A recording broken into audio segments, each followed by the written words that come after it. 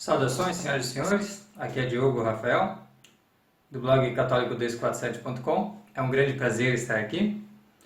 Na aula de hoje eu gostaria de falar a respeito de uma pessoa bem famosa nos meios conservadores da Igreja Católica no Brasil, ou daquilo que se chama Igreja Católica no Brasil, chamado Padre Paulo Ricardo.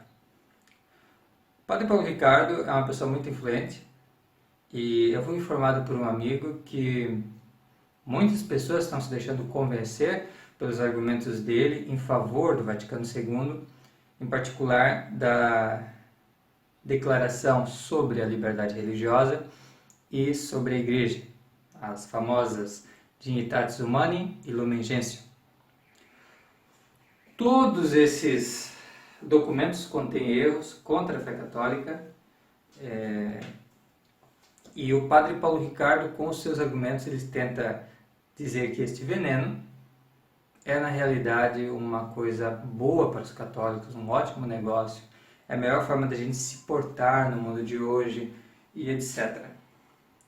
Em outros vídeos nós falaremos em mais detalhe a respeito dos argumentos dele e por que eles omitem e distorcem as coisas e assim acabam dando uma resposta bem maçônica em vez de católica. Mas no vídeo de hoje eu gostaria apenas de falar um pouco mais sobre o Padre Paulo Ricardo, ou sobre a que espécie o Padre Paulo Ricardo pertence.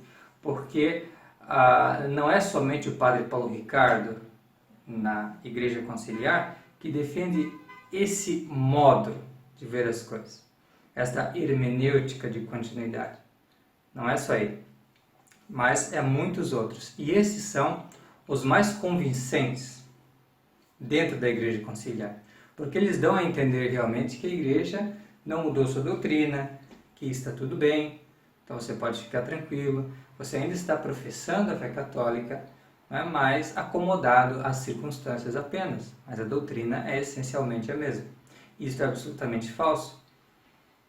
Mas o que torna esse tipo de pessoa bem persuasivo é justamente eles lançarem mão deste artifício de falar para você que eles são tradicionais, têm um outlook tradicional, né? Mas na realidade eles não serem. Não serem, eles estão na casca, a casca manteve-se. Mas se você olha dentro, que ele está cheio de modernismo, até a medula. E é isso que nós vemos no Padre Paulo Ricardo, infelizmente. Um homem tão inteligente, né, acreditando em coisas condenadas pela Igreja, acreditando em evolução do dogma, tendo uma visão de igreja completamente errônea, subversiva, totalmente subversiva. Mas vamos então propriamente ao conteúdo desta aula. Padre Paulo Ricardo, ele mesmo se identifica, ou pelo menos se identificou como ratzingeriano. Ele tinha um link no site dele, lá nos tempos do passado, né? Onde se escrevia assim, Amigos de Ratzinger. Aí apareciam textos lá sobre o Ratzinger, sobre algumas sermões de Ratzinger, alguma coisa assim. Mas o fato é que o Padre Paulo Ricardo ele é muito amigo de Ratzinger. Entende? E por quê? Porque ele realmente compartilha das ideias essenciais do pensamento de Joseph Ratzinger, e este pensamento ele corresponde àquilo que nós chamamos de modernismo mitigado, certo? E para compreender esse conceito de modernismo mitigado é preciso compreender então o que significa o modernismo, que é o gênero ao qual ele pertence, certo? O modernismo mitigado ele está dentro desse gênero chamado modernismo, que é uma escola de pensamento revolucionário, e ele muda a sua diferença com relação a esse gênero, que o distingue realmente das outras formas de modernismo, é que ele é mitigado, ou seja, ele não é sido, ele é menos intenso, menos manifesto, mas ele existe e ele é substancialmente a mesma coisa. Mas A manifestação dele é diferente, é menos intensa. Então vamos tentar compreender também o que é um modernista. Quando se fala modernista, é um termo preciso, na verdade. Ele é bem delineado na Lamentável de São Pio X, também no Juramento Antimodernista do mesmo, e pode ser definido de uma forma sucinta como o casamento entre o kantismo, uma escola de filosofia que troca a metafísica pela teoria do conhecimento, ou seja, o estudo da realidade, pelo estudo do homem, de como o homem conhece a realidade. Então, o kantismo, como escola filosófica, ele fez uma revolução copernicana no modo como se aborda a filosofia. Claro, para aqueles que acreditam nele. Né? Como é que foi essa revolução copernicana? Foi que antes os homens orbitavam em torno da realidade. Então eles procuravam compreender a estrutura da realidade, explicá-la. Eles tentavam decifrar então as leis do universo e assim por diante. Esse era o modo como as pessoas compreendiam, até Kant. Os filósofos liberais pós-Kant, eles já tendem a acreditar que não é mais o homem que orbita em torno da realidade, mas é a realidade que orbita em torno do homem. Então agora, não se trata mais de você estudar a estrutura da realidade, mas você estudar psicologia, a estrutura do pensamento humano, como a gente compreende as coisas, porque nós somos a medida das coisas agora. Entende? Kant, ele tenta dizer que, na verdade, é um casamento entre a nossa razão e a realidade. Mas, na verdade, o que há realmente é que a razão determina a realidade. E isso acaba sendo o fator principal. Por isso que a ideia mesmo de juízo sintético dele é bem difícil de engolir. Mas, de qualquer forma, afinal, aula de filosofia, né, e não cabe ficar discutindo a respeito dos problemas do pensamento de Kant, que existem, são muitos. Mas, de falar como é que esse tipo de pensamento aqui afetou essa criatura aqui chamada modernista. Como é que isso aconteceu? Isso aconteceu pelo seguinte: eles aplicaram essa noção de Kant para a teologia. E agora, então, não são mais os homens que orbitam em torno de Deus, mas agora é Deus que se manifesta aos homens. É Deus que orbita em torno do homem. Então, ele orbitou lá em torno dos santos padres, aí depois lá dos monges, depois ele orbitou de uma outra forma para as ordens mendicantes, para os católicos medievais, depois lá na Renascença foi de uma outra forma, e Deus vai se manifestando à igreja, as diferentes épocas, e conformando-se a isto. Então essa é a noção, é uma relação diferente então, entre homem e Deus. Esta revolução copernicana teológica aconteceu no Concílio Vaticano II e ela pode ser chamada de pseudo-misticismo, porque é uma falsa relação entre o homem e Deus. Não é verdade que a relação entre o homem e Deus seja constituída de Deus se manifestando ao homem, e o homem tendo uma experiência de Deus muito particular, entende aí? Anunciando essa mensagem ao mundo. Não é isso. A verdade de Deus é a mesma para todas as épocas e cada época se conformar a essa verdade. Essa é a doutrina católica. Deus que é o sol. Não é o homem o sol, mas Deus é o sol. Deus é constante. Já os homens não são tão constantes. Os homens muitas vezes são infiéis. Só que se eles querem andar na presença de Deus e seguir de acordo com a verdade, eles precisam se conformar aos ensinamentos divinos. E não tentar conformar os ensinamentos divinos a eles, entende? Isso não tem cabimento. Mas o modernista, ele crê nisso. Ele crê que, na verdade, está aqui o homem como um solzinho, e Deus passando no decorrer das eras, decorrer da história em torno do homem. E assim, cada momento é uma percepção diferente, né, que o homem tem de Deus, e a doutrina assim, pode mudar e evoluir, como nós vamos ver que essa gente defende realmente. Eles defendem evolução doutrinal.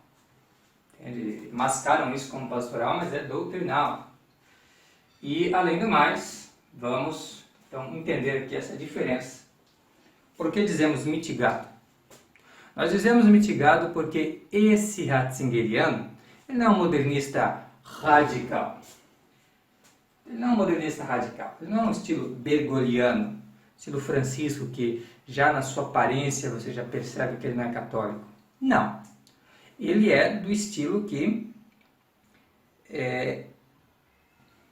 veste batina, tem um catecismo na mão, embora já seja o catecismo cheio de heresias do Vaticano II, mas aparece com o catecismo na mão, né? Fala de coisas tradicionais, usa uma linguagem tradicional, cita um santo aqui e ali. Esse é o caráter desse modernista mitigado. Ele tem um sentimento tradicional dentro dele. Ele tem essa tendência a ser mais conservador. Mas ele realmente não veste a camisa, entende? Quer dizer, ele realmente tem as aparências, tem, mas é só a casca, cadê a substância disso? Quer dizer, cadê o catolicismo ali? Aí na hora de mostrar o catolicismo que é bom, que as pessoas querem, né, eles acabam mostrando o conciliarismo, a doutrina herética do Vaticano II. E como é que eles fazem isto? Como é que eles fazem que as pessoas engulam essa nova doutrina? Uma doutrina maçônica, uma doutrina anticatólica, como se fosse católica? Além desses apetrechos que eu já mencionei, eles também usam uma hermenêutica, que já é um termo da filosofia contemporânea, inclusive, né? Vindo lá de Heidegger, né? Eles usam essa interpretação, né? Agora uma interpretação de continuidade. Essa hermenêutica, eles procuram então ler os textos do Vaticano II à luz da tradição. Isso é o que eles dizem, mas é também o que eles fazem? Absolutamente não. O que eles fazem em realidade é omitir informações sobre o que o magistério realmente já disse a respeito daquele assunto, e disse de forma definitiva, e também distorcer as informações, torcer o significado das coisas, alargar o sentido de uma palavra, diminuir o sentido de uma palavra, e assim por diante. É uma verdadeira Babel que eles fazem com os conceitos, uma verdadeira distorção, uma verdadeira enganação, só que é uma enganação amparada, entendeu? Por uma pessoa muito bem disfarçada de católico tradicional. O Padre Paulo Ricardo é precisamente esse tipo de pessoa. Ele é, como dizia o professor Orlando, o caso de uma cadeira de 3 pés. Né? Você não vai, muitas vezes, né, dependendo do ângulo que você está olhando, pensar que aquilo ali vai te levar a cair. Não é como uma cadeira de Jorge Mário Bergoglio, que ela é de 2 pés. Você já sabe, é óbvio, é evidente, que é uma cadeira que não se sustenta. Não, olha, parece como uma cadeira de 3 pés. Né? Tem tudo ali, tem as batinas, tem as instituições, tem a segurança da instituição, que é uma coisa que todo católico ama. Né? Tem a hierarquia, que maravilha. Né? Mas está faltando ortodoxia. Entende? Em realidade, esse homem é um cismático. Ele está em cisma contra a Igreja de Deus. E é preciso que as pessoas saibam disso, compreendam bem com quem estão lidando, de modo que, se Deus quiser, possa ser minorado o dano já feito pelo Padre Paulo Ricardo e muitas almas que acreditam, que estão ouvindo da parte dele doutrina católica, quando na verdade essa doutrina provinda de lobos.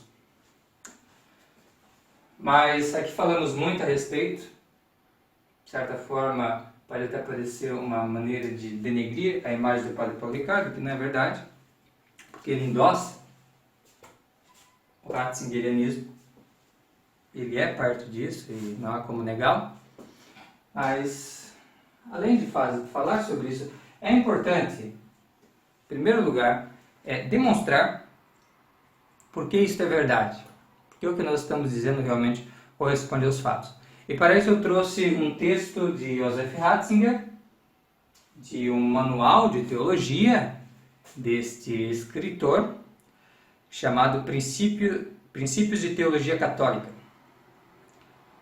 Veja bem, aqui você já tem o Outlook, certo?